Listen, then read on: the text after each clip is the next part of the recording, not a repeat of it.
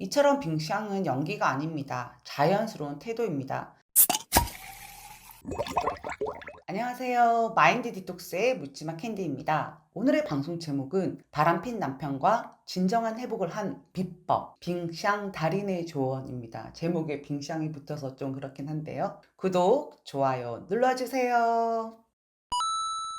회복을 하는 중인데 남편을 도대체 어떻게 대해야 할지 모르겠다. 그래서 너무 힘들다. 이런 분들이 정말 많으십니다. 도대체 빙샹이 뭐냐고 마음을 빼고 겉으로만 잘해주는 척 하는 게 저도 빙샹이라고 생각을 했습니다. 빙그레 쌍년이라고 하죠. 씩 웃지만 속으론 다른 생각을 하는. 그러다 보니까 화병이라는 게 생기는 거죠. 이게 정말 진정한 회복인가? 라는 갈등과 현타도 오고 행복하지가 않습니다. 뭔가 빠진 것 같고. 그런데 정말 빠른 시간 내에 회복을 하시고 행복하게 살아가고 있는 카페 회원분이 계신데요. 저는 이분을 빙샹의 달인이라고 칭하고 싶습니다. 이분께서 회복을 할 때 남편과 진짜 회복을 할 수 있는 비법, 즉 진정한 빙샹의 의미와 구체적인 방법을 글로 올려주셔서 그 아내분의 글을 방송으로 진행하려고 합니다. 구구절절 진짜 다 맞는 말씀이셔서 수정 하나 하지 않고 그대로 그분의 글을 여러분께 전해드립니다. 요즘 마디의 회복 중에 고통스러워하는 분들, 현타 와서 우울한 분들이 종종 보여서 그분들께 도움을 드리고자 쓴 글입니다.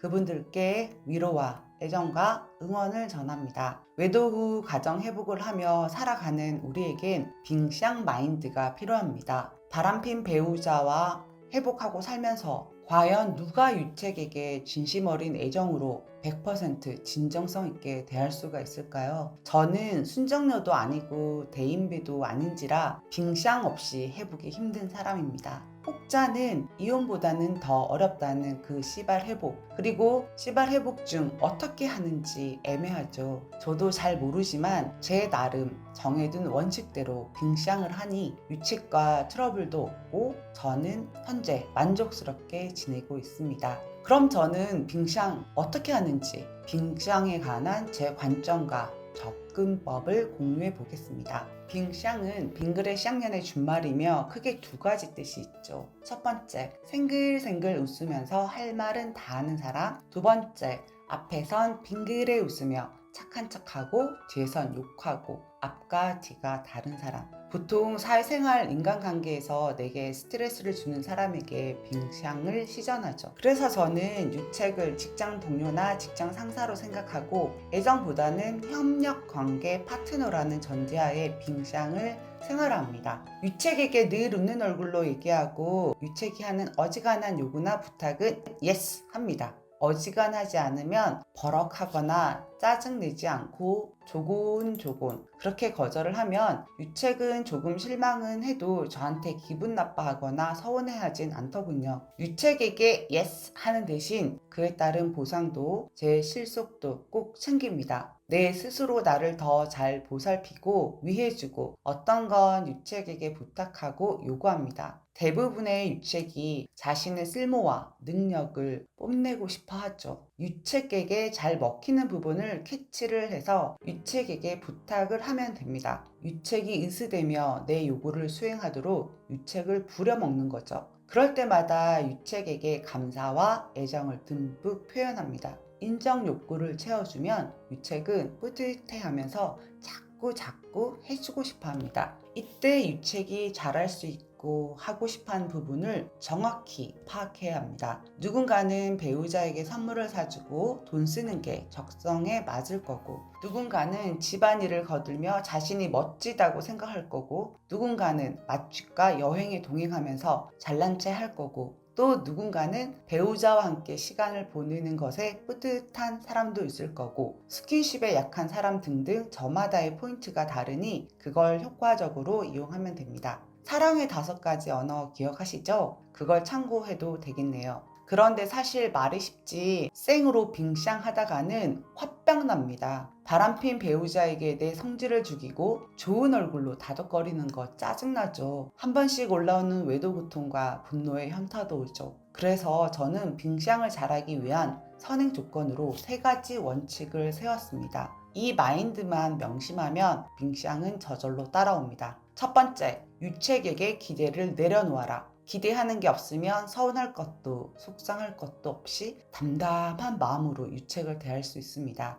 유책이 어떤 언행을 해도 실망하거나 화가 나지 않는 평정심을 가질 수 있죠. 유책을 옆집 아저씨로 생각하기 아시죠? 옆집 아저씨한테 우리가 뭔가 기대하지 않죠. 그 아저씨가 뭔가 해주면 고맙고 그 아저씨가 내게 뭔가 부탁할 때 내가 들어줄 수 있는 건 은은 낯으로 하고 안 되는 건 조심스레 거절하잖아요. 유책을 그렇게 대하면 싸울 일이 없습니다. 기대하지 않으면 빙샹은 어렵지 않아요. 두 번째, 유책과 거리를 두고 예의를 지켜라. 내가 정한 유책과의 사이에 근선을 지키기가 아주 중요합니다. 부부는 서로의 아킬레스건과 호불호와 감정의 허용선을 잘 알고 있으면서도 그 선을 넘나드는 관계가 되기 쉽죠. 친할 때 너무 격이 없이 대하다가 자신도 모르게 상대의 영역을 침범하고 반대로 감정이 험악해질 땐 일부러 침범하기도 하죠. 이 선만 잘 지키면 유책과 다투거나 인상 쓸 일이 없습니다. 유책이 이 선을 넘어오면 참지 말고 좋은 말로 이성적으로 자제해 줄 것을 나 전달법, 나는 이래. 이런 식으로 확실하게 요구하세요. 내가 먼저 그 선을 넘지 않고 선 안에 유책을 존중을 해주면 유책도 좋은 사람이 되려고 애쓰더군요.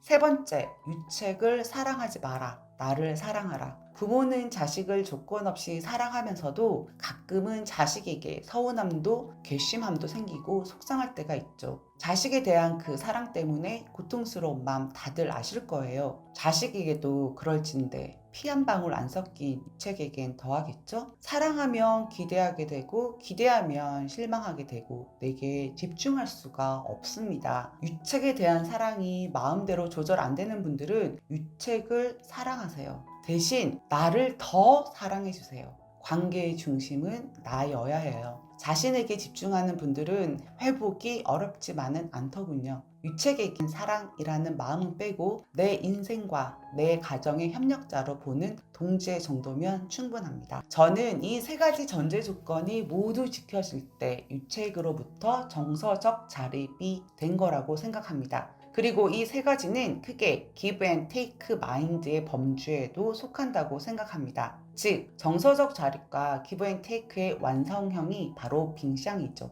부부 간에도 give and take를 확실히 적용하면 과도한 기대도 안 하게 되고 실망할 일도 없고 나도 억울한 마음 없이 유책에게 베풀 수 있게 됩니다. 그렇게 유책에게 뭔가를 베풀 때는 가식이 아닌 내 기꺼운 진심이 담기니 유책에게도 가증스럽거나 어색하지 않게 전해지는 거죠. 그럼 유책은 아내가 자기를 사랑하고 존중한다고 여기고 아내에게 보답하려고 하는 그런 선순환이 계속되니 사이좋게 지낼 수 있는 거죠. 얼마 전에 유책과 작은 다툼이 생겼어요. 서로 피곤한 상태에서 짜증 섞인 대화가 두어 마디 오갔죠. 그 순간 저는 아차 싶었어요. 아, 나 초심을 잃었네. 지내다 보니 해졌구나. 정한 선을 넘었고 유책과의 거리도 가까워졌고 예의 없이 대했구나. 유책은 나의 짜증을 비롯한 어떤 감정도 공유할 수 있는 사람이 아닌데 실수했구나. 이런 제 마음은 자책과는 엄연히 다릅니다. 감정과 정서 한 톨도 유책과 나누지 않겠다는 제 강력한 의지입니다. 나는 한 세트가 아니고는 결코 내 선 안으로 들어올 수 없고 는 내게 영향력을 끼칠 수 없는 사람이니까요. 그래서 유책은 나와 감정적으로 다툴 수 있는 상대가 아니라는 것,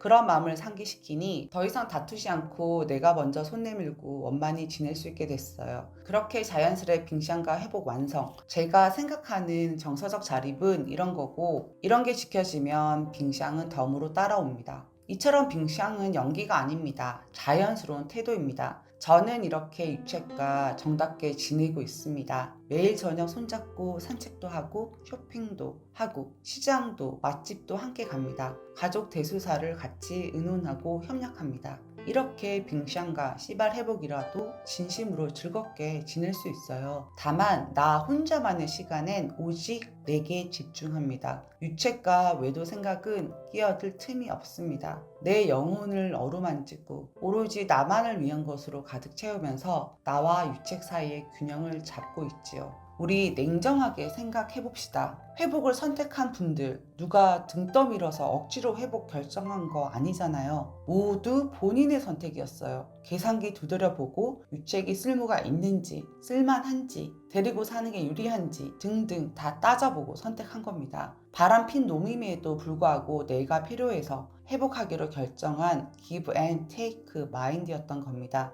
그러니 회복 선택할 때 그 계산 속을 늘 명심하고 사시길 바래요. 그 필요에만 집중하시길 바래요. 그것이 내 선택에 책임감 있는 성숙한 태도가 아닐까요? 외도 고통과 트라우마는 유책으로부터 기인됐지만 그 치유는 나 자신의 몫입니다. 물론 유책의 반성과 사과, 회복 노력 등이 밑받침이 되어야 하지만 진정한 치유는 내가 해야 하는 겁니다. 나는 내가 돌보는 겁니다. 더 이상 유책에게 나를 맡기지 마세요. 유책과 함께하는 고통이 실익보다 더 크다면 유책을 버리면 됩니다. 쇼윈도 부부라는 선택지도 있고요. 우유부단하게 이러지도 저러지도 못해서 원망과 분노 속에 자신을 방치하는 건 내게 아무런 도움이 안 됩니다. 하루라도 빨리 떨치고 일어나서 나를 위해 먹고 자고 웃고 회복도 하세요. 빙샹은 책이 아닌 나를 위해서 하는 겁니다. 마지막으로 정리해 보겠습니다.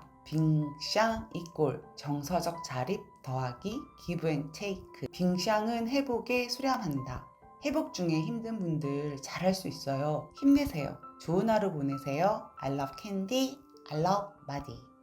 네, 여기까지입니다. 여러분들 내용 잘 들으셨죠? 이해가 잘 안 되면 반복해서 들어주시고 저도 더 이상 덧붙일 말이 없을 정도로 완벽하게 정리가 되어서 손을 대지를 않았어요. 저도 여러분들의 회복을 기원합니다. 저는 회복 못했지만 여러분들 꼭 하세요. 안 해도 됩니다. 사실은 위에 내용에 나와 있잖아요.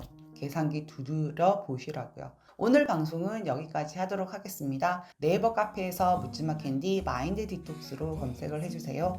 상담을 통해서 여러분들의 문제 해결에 실질적인 솔루션을 제공해 드리겠습니다. Have a sweet mind detox. 다음 방송일에 우리 또 만나요. 안녕.